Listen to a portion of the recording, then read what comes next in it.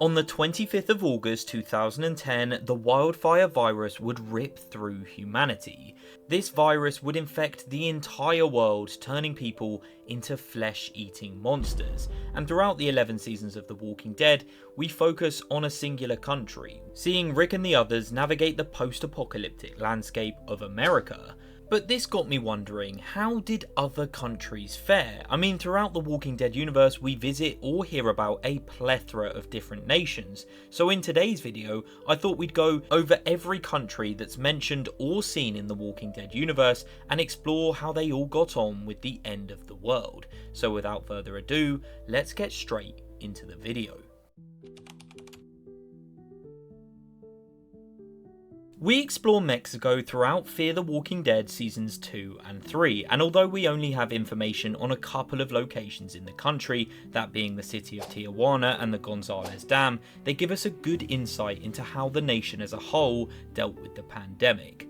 Firstly, Mexico was extremely quick to shut off all borders, allowing nobody through, as we learn this by the Mexican Navy patrolling the San Diego coastline in Season 2, Episode 4 of Fear, and by dialogue from Brandon and his friends, a group of Americans who got stuck in Mexico after the border closed. The Navy maintained a strict no-access policy and were even present near Rosarito until weeks after Operation Cobalt took place in the US. However, bribes were assumed to have been taken, as we see in Fear, with things such as gold and boats that could possibly grant you access to the country. Initially, Mexico offered the possibility of a safe haven due to their military not dropping napalm in the streets, meaning many people in built-up areas survived the initial outbreak and managed to build refugee camps such as the La Colina we see in Fear the Walking Dead. And although not quite the safe haven as our group had initially anticipated, there is most certainly a higher population of living people compared to America,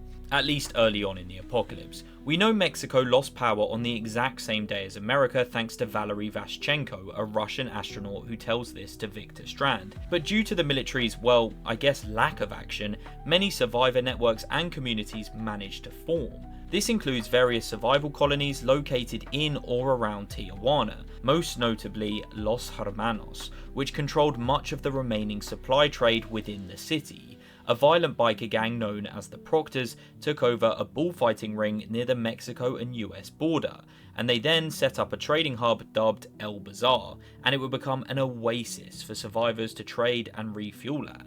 Dante Esquivel, the former governor of Tijuana, quickly took control over the Gonzales Dam, which is the dam that Nick blows up in Fear, and he did so with unsavory force, forcing all survivors and residents to trade goods in exchange for water, as Dante controlled the majority of the city's water supply. Secluded areas of the country also remained mostly free of infected, as seen in Valle de Guadalupe, where the Abigail Vineyard is located, and was home to a sizable amount of survivors before it was eventually burnt down by Daniel Salazar a couple of weeks into the outbreak. But due to Mexico's less dense population, harsher landscape and natural barriers such as mountains and vast deserts, and the lack of military action, it most certainly fared a lot better than the US in the early days of the apocalypse. We see a much higher population, trade hubs and settlements, and of course less infected. I mean, it would be months before the majority of the US would resettle and even form trading posts. However, much of Mexico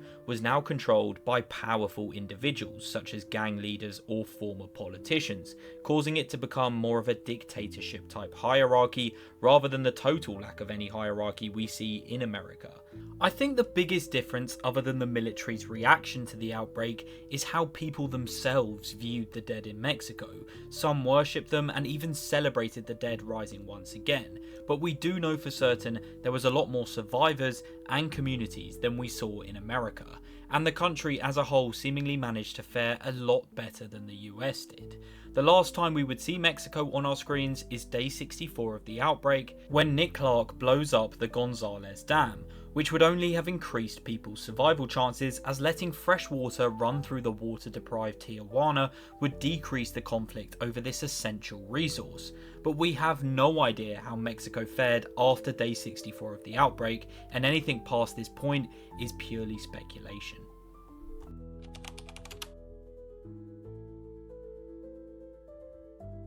France is actually where the wildfire virus itself originates from, and we explore the country through the Daryl Dixon show and see glimpses of it in World Beyond. In late 2009, Le Biomedicine created the wildfire virus for an unknown reason, although it's speculated to be for population control. But fast forward to April 16th, 2010, the virus was discovered by the World Health Organization, and by August 26th of 2010, the French president declared the nation was in a state of emergency. France attempted to enact a national quarantine, only for the nation to ultimately collapse by mid-September. Military and major cities across the country were now overrun with the dead. Dr. Edwin Jenner mentioned in Season 1, Episode 6 of the main show that France was actually the closest nation to finding a cure to the virus, because unlike the American Centers for Disease Control, where scientists left to save their families or opted out, French researchers and scientists were unwilling to leave their posts and were among the last operating research teams in the entire world. However, Dr. Jenner never heard from them again after communications went down as the outbreak continued to worsen, and he assumed that the French power grid had failed and that the scientists were unable to find a cure in time. Following the collapse of society, many French citizens became affiliated with a militant group known as the Power of the Living, and this group would ultimately control Paris, the capital city. Even after the fall of society, experiments on the dead would still take place, and members of the original La Biomedicine research team, the one that created the wildfire virus itself, were hunted down and killed for their role in the end of the world. However, some members of the research team managed to flee to neighbouring countries. Madame Genet, the leader of the Power of the Living, is thought to have some kind of connection to Major General Beale from the CRM that we see in The Ones Who Live, and she would even get walkers shipped over from America in order to conduct tests and create weapons out of the undead. It's estimated that France's population is in the hundreds of thousands, meaning even 15 years into the apocalypse, the country still has a pretty decent population.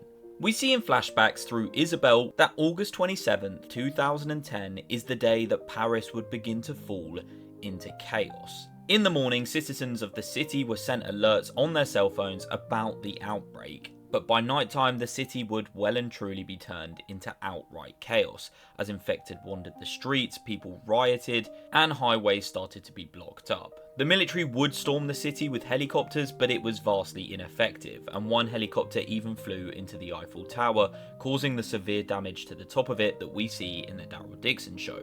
But much like Mexico, France didn't try and contain the virus with napalm. They decided to essentially pull their troops from major cities and let people fend for themselves. And as a result of this, we once again see a much larger population in the early days of the French outbreak. Mix this in with the fact major cities are spaced out across France, meaning that the countryside offered a form of refuge for most people. France coped decently well, especially considering the virus itself originates from there.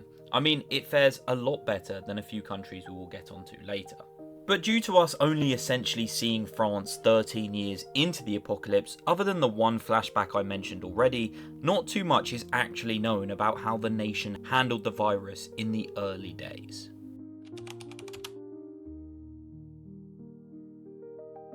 Now, I've already gone into great detail about how America handled the wildfire virus outbreak in my How the Military Fell video, but I'll sum it up very quickly in this video. Essentially, America herded everybody into cities like cattle, attempting to get infected and injured to hospitals and emergency aid stations. However, this would obviously backfire as it increased the spread of the virus. When it became very clear that local law enforcement couldn't handle the situation, the National Guard were deployed, and they decided to set up safe zones across major cities in America. Most famously, the King County Hospital, where Rick wakes up from his coma.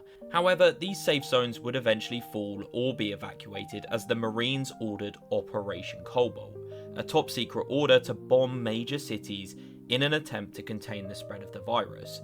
We see the bombing of Los Angeles in Season 1 of Fear the Walking Dead, and we see the bombing of Atlanta in a flashback in Season 2 of The Walking Dead. Operation Cobalt would, however, turn out to be a colossal failure, as it increased the number of the dead and spread the military out thin.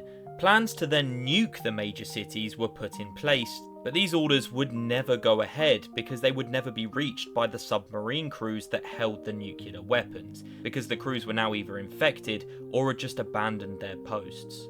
The only major city to survive Operation Cobalt was Philadelphia, as Donald Okafor, the Air Force Major, was ordered to also bomb Philadelphia after the destruction of LA and Atlanta as part of the operation, but neither him or his team wanted to take part in the destruction of yet another city and the massacre of innocent people. Okafor then defected to the Pennsylvania National Guard side and bombed Lincoln Financial Field, which is where the Marines had set up base whilst the cities were being bombed. Okafor's attack killed 4,000 Marines, but it did allow the National Guard to save Philadelphia from destruction by both the military and then of course the undead. Subsequently, Philadelphia then became the Civic Republic of Philadelphia, which is the city we saw in The Ones Who Live, and Okafor eventually became a lieutenant colonel of the Civic Republic military. But put very simply, America as a whole fared a lot worse than many other countries, thanks to their careless approach of gathering people into cities and then a couple weeks later bombing those exact cities. As for people who lived in rural areas or managed to flee the cities before they were bombed, they would fare a lot better, as they were just left to their own devices to fend for themselves in the post-apocalyptic landscape. With, as previously mentioned, the only city surviving and operating somewhat as usual being Philadelphia, which was probably, as far as we know, the only city in the entire world to actually survive the initial outbreak and set up as an effective community. A few weeks into the apocalypse, we learn in Fear the Walking Dead that due to the bombings, Yosemite and Sierra Nevada mountain ranges were on fire and it would likely destroy all life in it. So rampant forest fires, a poor initial reaction to the virus, and a failed operation to neutralize it left pretty much everywhere that wasn't Philadelphia in a very bad way. This would result in America having a lot lower population of survivors than neighbouring Mexico and countries in Europe, but their population would seemingly somewhat bounce back in the following years after Monument Day.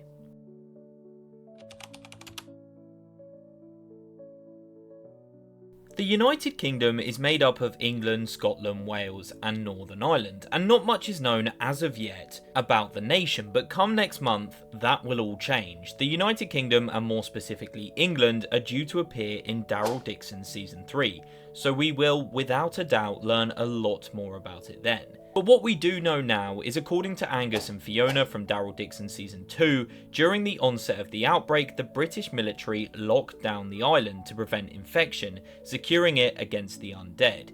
This would make the United Kingdom one of the only countries known to have survived well into the wildfire virus pandemic. This could also indicate that the UK governmental system remained largely intact, or that it survived under martial law.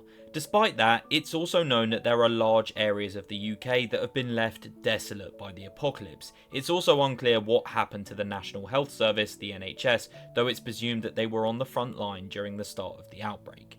In the Season 3 trailer for Daryl Dixon, we meet a character by the name of Julian. Now, Stephen Merchant, the actor who plays Julian, and said in a behind the scenes promotional video for Daryl Dixon Season 3 on the Rotten Tomatoes YouTube channel, that he is the last person alive in England. Whether that means many of the population fled up north to Scotland, or he just means the last person alive in London, it's still quite unclear to me, as there is very strong evidence against this claim, but we will get onto that in a bit. But if this claim is true, that means due to the information about the UK surviving the early days of the apocalypse, either another virus must have wiped them out, or maybe even another country invaded them. But this is all speculation at this point in time. But we do know that 2 years into the apocalypse, the British Army secured the Channel Tunnel, which linked it to mainland Europe, setting up a checkpoint near the French border to allow surviving British citizens back into the country, whilst also stopping others from accessing it. Also, according to Lozang, another character from the Daryl Dixon show, England has access to boats that can travel as far as Newfoundland in Canada, and Lozang arranges for one of these boats to transport Daryl Dixon in order to help him get home to America, but Daryl ultimately remains behind in France. But this does confirm that despite Julian's claims that he's the last man left in the UK, there is at least a functional port in most probably the northern part of the UK, with survivors in it. Ultimately, a lot more will be learned about the fate of the UK next month when Daryl Dixon Season 3 releases, but due to it being an island and courtesy of dialogue from characters, it seems that the UK, at least early on, managed to contain and even survive the wildfire outbreak. We also know 2 years into the apocalypse, the UK still had a functioning military, as they were ordered to close off the Channel Tunnel that connects it to mainland France. And as far as we know, this is the last standing military seen across the entire world. And on top of all of that, we know there's a functioning port somewhere in the UK that connects to Canada. All the signs point to the UK managing to contain and stop the spread of the virus whilst also living a semi-normal life. But the state we see London and the dialogue from Julian in the Season 3 trailer for Daryl Dixon make me think something terribly wrong happened at some point between the years 2 and 15 of the apocalypse. But at the very least, we know they have one survivor and a functioning port.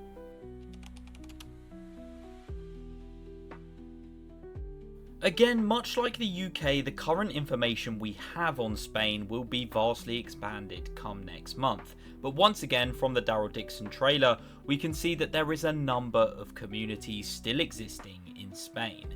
With Spain now seemingly being ruled by some kind of king, as we see one of the groups in the trailer trade someone's daughter to this person in return for a load of guns.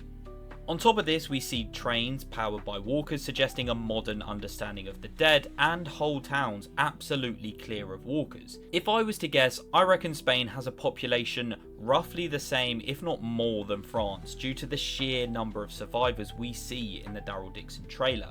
And as mentioned, the country seems to be ruled by an individual, kind of like how Negan ruled over multiple communities in the main show.